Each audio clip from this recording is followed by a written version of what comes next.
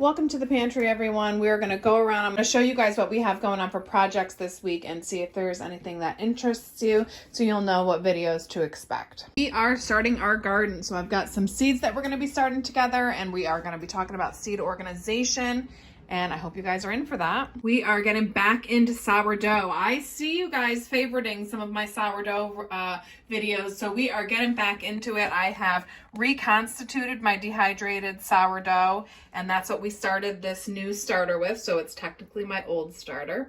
And we're gonna be making a sourdough sandwich loaf. And we're also gonna be dehydrating some sourdough so that you guys can have your own sourdough to give to someone if they want, or in case you kill yours, or if you want to just take a break. Another project we're going to be doing this week is starting some sprouts.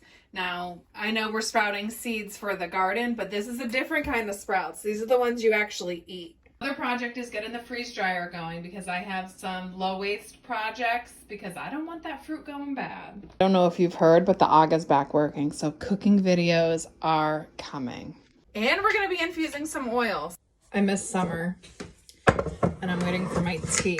So I figured what's more summery than sun-dried tomatoes, which these are just dehydrated, not technically sun-dried, but the flavor will be there. So we are going to make an infusion, and you can add dried herbs to this. This is going to be delicious for salad dressings, on salad, pasta dishes, anywhere you would use sun-dried tomatoes. You'll be able to use these, but I'm going to give them probably a month